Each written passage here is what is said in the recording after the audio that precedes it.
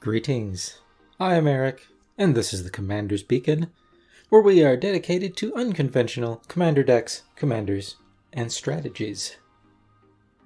And today we've got another deck tech for a new legend from Innistrad Crimson Vow. It's Halana and Alena, partners. Now, Alena and Halana were originally introduced as individual partner commanders in Commander Legends, and now they've been combined into a single card with the combined color identities, combined keywords, and reduced power and toughness.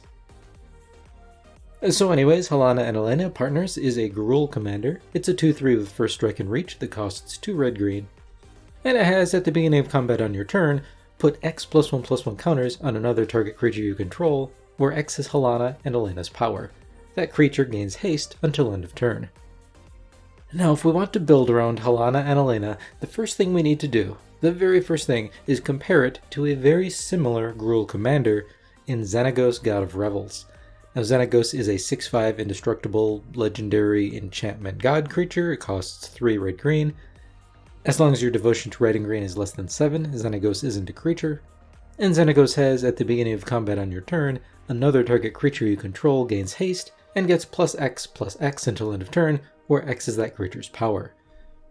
So both of these Gruul commander options, whether it's Xenagos or Halana and Alena, will get to give another one of your creatures a power toughness boost and haste at the beginning of your combat step.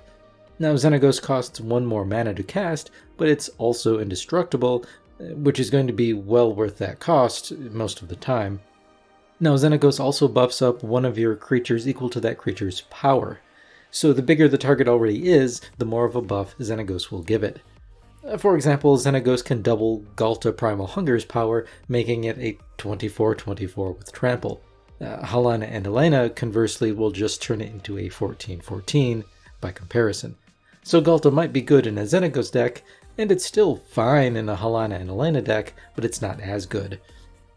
That said, we're not here to talk about Xenagos, we're here to talk about Halana and Alena, and there are a few things that Halana and Alena do better.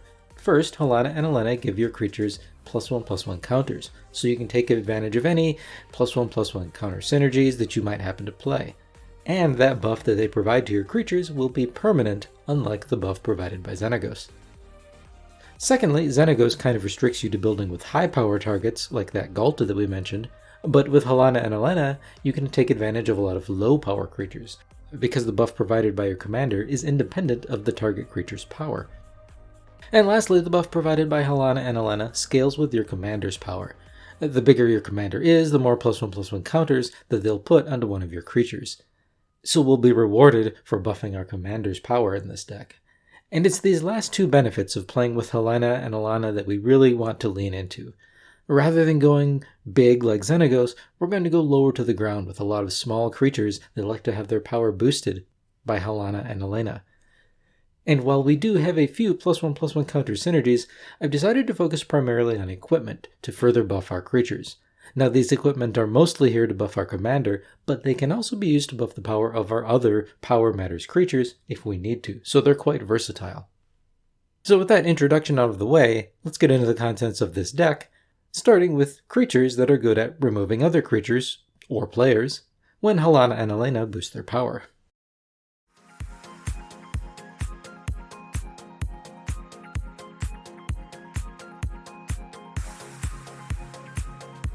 Now, Gruul decks are often heavily creature focused, and this deck is no exception. We're running almost 40 creatures in this deck, and many of them want to get +1/+1 counters, or otherwise just care about having a lot of power. And we'll use creatures to perform many of our deck's basic functions, like ramp, card draw, and removal. Let's talk about the creatures that we'll use for removal first, since some of these are rarely played in Commander, but they work really well with Halana and Alena. Molten Hydra, Spikeshot Goblin, and Spikeshot Elder can all turn power into direct damage to any target. When you boost their power, these guys can remove creatures or just delete players if given the opportunity. Molten Hydra, for example, is a 2-mana 1/1 that you've never heard of. You can pay 1 red to put a +1/+1 counter on it, which is pretty expensive. But you can also tap it and remove all +1/+1 counters from it to deal that much damage to any target. Remember, Halana and Alena can just give out +1/+1 counters, so with a little bit of work, Molten Hydra will be able to hit very hard, at least once. A Spike Shot Goblin lets you pay red and tap it to deal damage equal to its power to any target. A Spike Shot Elder is a bit more expensive to use, but it doesn't require you to tap, so you can use it multiple times in a turn. It lets you pay 1 red to deal damage equal to its power to any target. But we're not done with these janky Power Matters removal sticks. We've got Bloodshot Trainee, which can tap to deal 4 damage to any creature, which is decent repeatable removal. But you can only use this ability if its power is 4 or greater, which of course Halana and Alena can enable without any other power boost, since Bloodshot Trainee has a base power of 2, and so does your commander, so you can easily give it those 2 +1/+1 counters to bring it up to 4 power immediately. But our most fun removal stick has to be Hammerfist Giant. This is a 5/4 giant that costs 4 red, and you can tap it to do 4 damage to each creature without flying and each player. Now, Hammerfist Giant does not have flying, so normally it kills itself to its own 4 damage, but if you buff its power and toughness with +1/+1 counters from Halana and Alena, then it survives its own tap ability, and suddenly this card will be really obnoxious for your opponents, since you'll be able to mini board wipe every single turn. And remember, Halana and Alena don't just hand out +1/+1 counters, they also give haste, so you can activate the tap abilities of any of these creatures the turn you play them, which can be very scary for your opponents. Just make sure that you activate them during your turn if you just cast them, since the creature will only be granted haste by Halana and Alena's ability until the end of the turn. So if the creature has Summoning Sickness and you wait until your opponent's turn to tap it, well, you won't be able to, because it will no longer have haste. Now again, I also like that these cards are rarely seen in Commander. All of them see play in fewer than 1000 decks on EDHREC, or fewer than 100 decks for Molten Hydra. So if you like playing with unique cards, you might enjoy this. Now, as long as we're talking about removal, I want to mention Kogla the Titan Ape. This one is not a unique card in Commander, and it doesn't really benefit a lot from the power and toughness boost that your commander provides, but it's still great in this deck. Now, Kogla fights a creature when it ETBs, it destroys an artifact or an enchantment when it attacks, and it can protect itself and your commander by letting you pay 1 and a green and returning a human you control to your hand, like Halana and Alena, to give itself indestructible until end of turn. So Kogla might not have a lot of synergy here, but it's still a really awesome card to fill in the top of our mana curve. So those are some of our most interesting creature-based removal options that work really well with our commander. We've got a lot more creatures in this deck. Let's talk about some of our other Power Matters value cards that can provide ramp or card draw.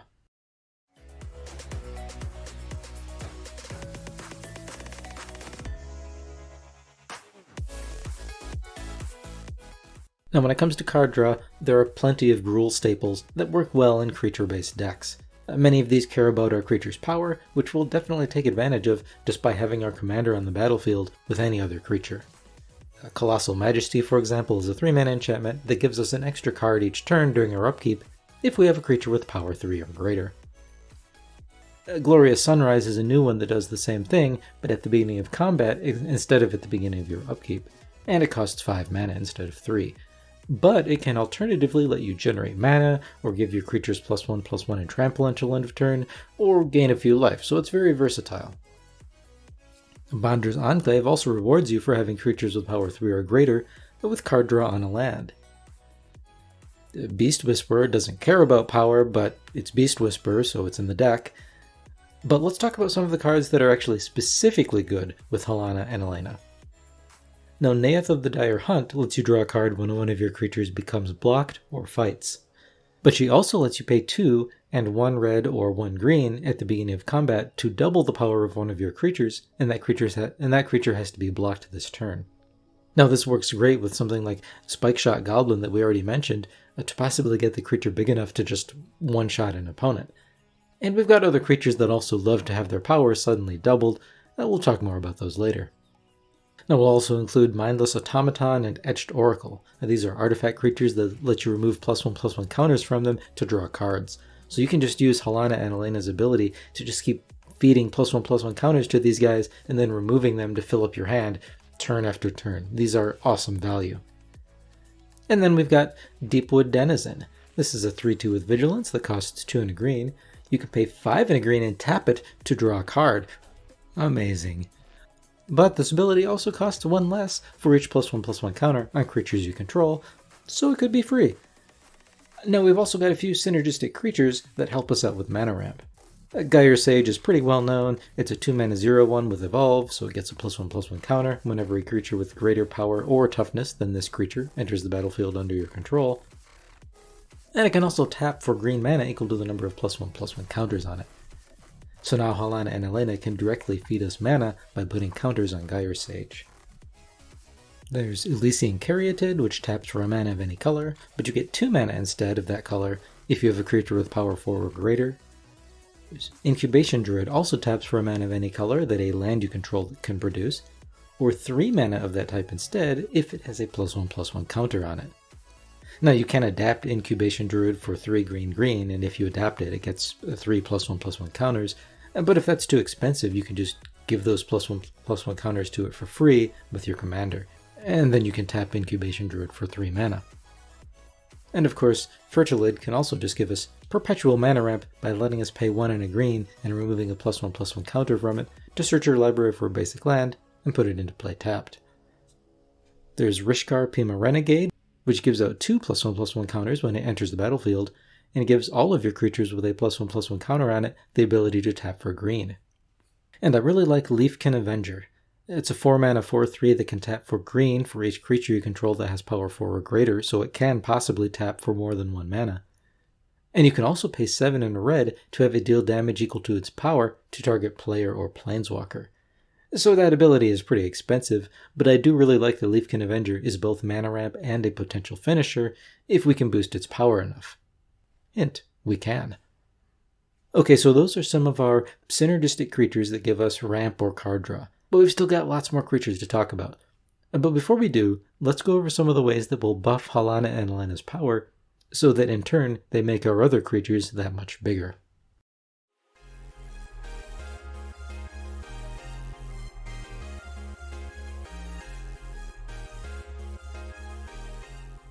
So in this deck we're using equipment, mostly equipment that is, to boost our commander's power.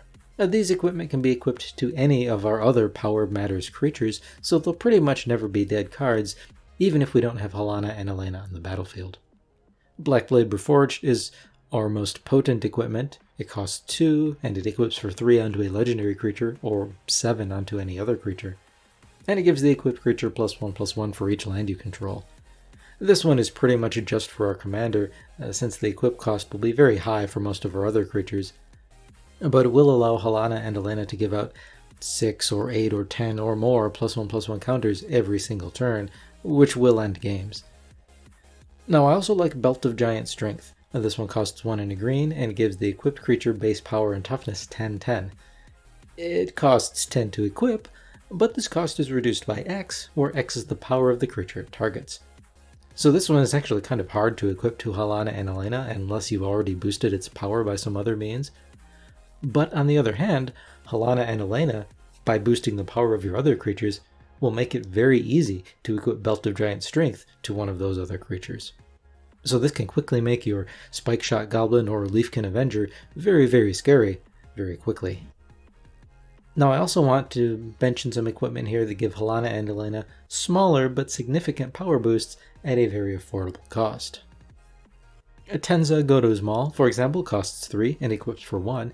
The equipped creature gets +1/+1, but it gets an additional +2/+2 if it's legendary, and it gets trample if it's red. So this is a great, cheap way to boost Halana and Alena's power by 3. Barbed Battle Gear costs 3 and equips for 2, and it gives the equipped creature +4/-1. There's Silver Inlaid Dagger, which costs just 1 and equips for 2. The equipped creature gets +2/+0, and an additional +1/+0 if it's human, which our commander is. Again, these are affordable and meaningful power boosts to Halana and Alena that mean we just get to put out more +1/+1 counters onto our other creatures. And then of course we'll play Rancor. This is an easy, reusable +2 power boost, and it can also be used on our other creatures to give them trample. Now we'll use some equipment that provides support value as well. Sanctuary Blade is a good example here. This one costs 2 to cast and 3 to equip, and it gives the equipped creature +2/+0. This is not a great rate for the power boost, but it also gives the equipped creature protection from a color of your choice that you choose when you pay that equip cost. So this can help protect your commander or whatever, or just help you get around blockers.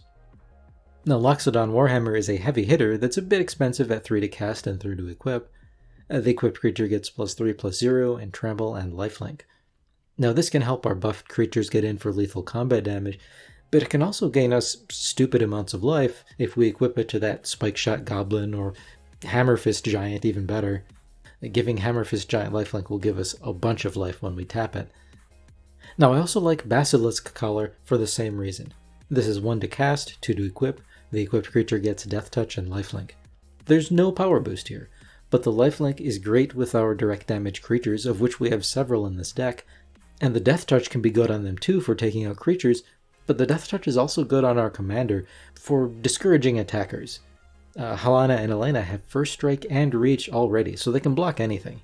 And when we add Death Touch to that First Strike, then they're going to be a really amazing blocker to help protect our life total.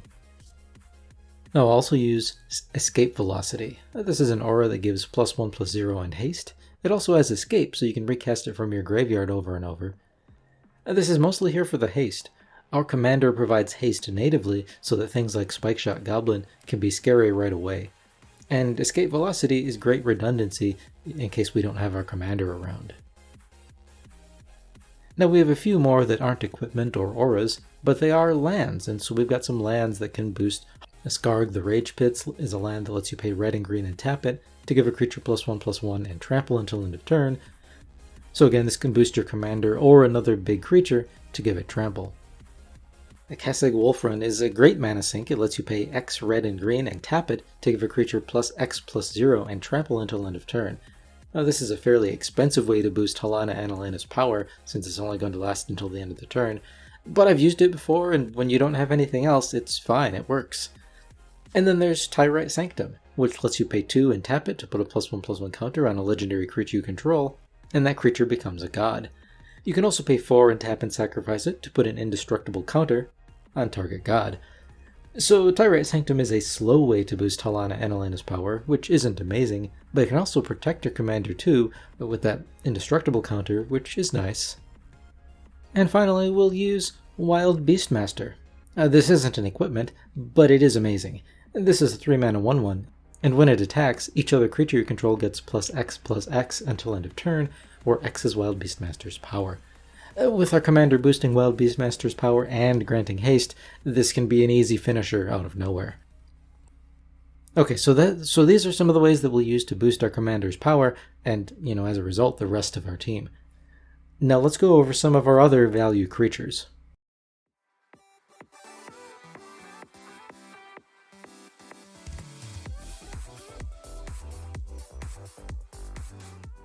So we've talked a lot about creatures that provide ramp and card draw and removal, but we've got a lot more creatures in this deck that work well with Halana and Alena, or with the rest of our strategy. A Fervent Champion, for example, is a 1/1 with First Strike and Haste, and equip abilities that you activate that target it cost 3 less to activate. A Fervent Champion is great at holding all of those equipment that we've got in our deck, if our commander isn't around, and the First Strike is decent too. A Champion of Flame is another Equipment Matters creature. This is a 2-mana 2/2 that has trample, and it gets +2/+2 for each equipment attached to it. So whether its power is boosted by +1/+1 counters from your commander, or by being equipped directly, the Champion of Flame's trample can help you pressure your opponent's life totals. There's Den Protector, which gives us a bit of graveyard recursion on a meaningful body. It's a 2/1 with Megamorph for 1 and a green. When it's turned face up, you can return a card from your graveyard to your hand. But let's be fair, if you're only going to trigger this effect once, which is generally the case in this deck, it's not really good enough to include all by itself, which is also why I'm not playing similar cards like Eternal Witness and the like. But Den Protector also has creatures with power less than Den Protector's power can't block it. So I like that this is both recursion and a meaningful threat when Halana and Alena make it big and basically unblockable. A Dreadhorde Arcanist is a 1/3 that has trample, and when it attacks you can cast an instant or sorcery with mana value less than or equal to Dreadhorde Arcanist's power from your graveyard without paying its mana cost. If that card would be put into your graveyard this turn, you exile it instead. Now we don't have a lot of instants and sorceries in this deck, But Dreadhorde Arcanist is still great here. When its power is buffed, we can pretty much get a free cast out of an instant or sorcery in our graveyard whenever it attacks. And even if we don't have instants or sorceries in our graveyard to cast with Dreadhorde Arcanist, in this deck it's still possibly a big trampler that your opponents will have to deal with. We'll use Flamewake Phoenix. This is a decent and annoying recurable flyer. It's a 2/2 Phoenix with flying and haste. It has to attack each turn if able, and at the beginning of combat on your turn you can pay red to return it from your graveyard to the battlefield, but you can only do this if you control a creature with power 4 or greater. So with our commander, we'll be able to recur Flamewake Phoenix from the graveyard very easily, and we can even buff its power so that it can be a big and resilient flyer that your opponents will have to deal with over and over again, or at least until they exile it or something. I also like Reckless Stormseeker here. This is a new one that looks fairly underwhelming, but we will make good use of it in this deck. So this is a 2/3 that costs 3 mana, and it has, at the beginning of combat on your turn, target creature you control gets +1/+0 and gains haste until end of turn. So this is another good way to give your creatures haste, but if you want to, you can also just target your commander so that Halana and Alena will get that +1 power, and you'll get to give out an extra +1/+1 counter. Now, Reckless Stormseeker also has Daybound, so it can transform into a werewolf and get a little bit better, but only when a player doesn't cast any spells during their turn, so this is fairly unlikely. Now we're also using Sereth the Viper's Fang, and I've gotten a lot of value from this card as a support piece. Sereth is a 3/4 that costs 4, and it gives all of your other tapped creatures Death Touch, and all of your other untapped creatures Hexproof. And you can pay 1 and tapper to untap another target creature or land you control. So first, Sereth helps protect your commander by giving them Hexproof, because Halana and Alena should pretty much never be tapping to attack, or anything, very often. She'll protect your other untapped creatures too, of course, but also with creatures that can tap to deal damage like Bloodshot Trainee, Sereth will give them Death Touch, so they can kill whatever creature they want regardless of their power. Now, I don't think I'd ever build Sereth as a commander, but I've always been impressed with it as a support card whenever I've gotten to play it in the 99, and it's great here too.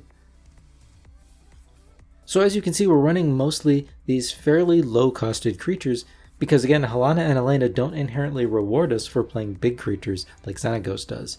But we do have a couple of bigger creatures in this deck as well. Now, we've already mentioned Kogla, but Sigardian Zealot is also great here. Okay, this isn't really a big creature, but its mana cost is kind of high. Sigardian Zealot is a 5 mana 3/3, and at the beginning of combat on your turn, it lets you choose any number of creatures with different powers, and each of them gets +X and Vigilance until end of turn, where X is Sigardian Zealot's power. Now this guy is an awesome combo with Halana and Alena that can just run over your opponents out of nowhere. And so you can cast Sigardian Zealot and go to combat, and now both Sigardian Zealot and Halana and Alena will trigger at the beginning of combat. If you let Halana and Alena's trigger resolve first, targeting Sigardian Zealot, it'll get at least 2 +1/+1 counters, making it, at least a 5/5 or possibly bigger. Then Sigardian Zealot's trigger resolves, giving a bunch of your creatures, again, at least +5/+5 and Vigilance until end of turn. And Sigardian Zealot can even target itself with its ability, so it'll be a 10/10, at least. And remember, Halana and Alena just gave it haste, so it gets to attack right now, along with your other buffed creatures. This guy is nuts in a lot of decks, this one included. Now the other big creature that we'll include is Atali Primal Storm. Atali is just really an awesome commander card, but the fact that it's a 6 mana do-nothing kind of limits it. You'll typically need to get back around to your next turn to attack with Atali before it does anything for you. But because Halana and Alena will give it haste, Atali can provide value for you right away, which is a lot of fun. Now the +1/+1 counters that they'll put on Atali aren't particularly synergistic, but they do at least make Atali more likely to survive combat, so your opponents will have to at least use a removal spell on it so that you don't get value from it again on your next turn. So those are most of the creatures in our deck. I do want to mention a few more. We have a few creatures in this deck that make token creatures, and this is going to help us go wide as an alternative win condition. For example, Chilanali Summoner is a 2 mana 1/1. When it attacks, you can pay X and a red to make X 1/1 elemental creature tokens that are tapped and attacking. If you don't have the City's Blessing, you'll need to exile those tokens at the beginning of the next end step, but most likely you're going to have the City's Blessing. which just requires that you have 10 permanents on the battlefield. Now, Halana and Alena are great with Tilonali's Summoner because they grant haste, so it gets to attack right away. And secondly, because Tilonali's Summoner needs to attack to make those tokens, and it's a 1/1. The +1/+1 counters that our commander provides will make it much more likely to survive combat and get to attack again next turn. A Krenko Tin Street Kingpin also makes 1/1 goblin tokens when it attacks, but it makes a number of tokens equal to its power. So the haste and the +1/+1 counters from Halana and Alena work really well with Krenko. And then Herd Baloth is a relatively new one. It's a 5-mana 4/4, and whenever one or more +1/+1 counters are placed on it, you make a 4/4 green beast token. So Herd Baloth will typically only make 1 token per turn in this deck, since our commander is pretty much the only source of +1/+1 counters that we've got. But it's still solid value, even if the card does have a limited ceiling, at least in this deck. And that is most of the deck. As always, I didn't mention every single card, but you can check out the link to the full deck list in the description. But for now, let's go on to the deck stats and cost.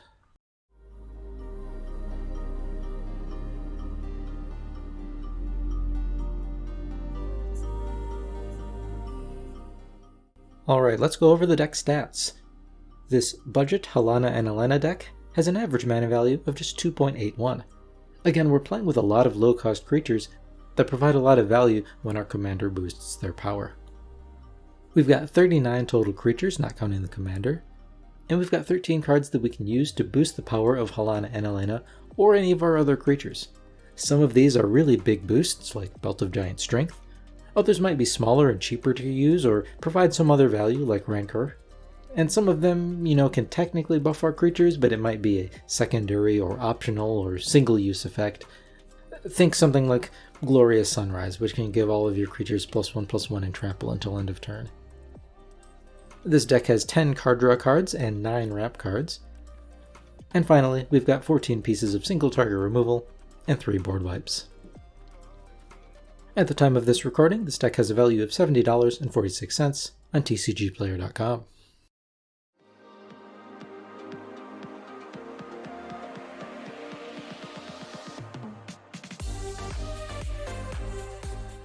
So that is Halana and Alena Partners. So this is a reasonably budget deck, and I wanted to keep it that way because Halana and Alena are kind of directly competing with Xenagos God of Revels, and to be honest, in their most competitive versions, the highest budget versions, Xenagos is probably a stronger deck.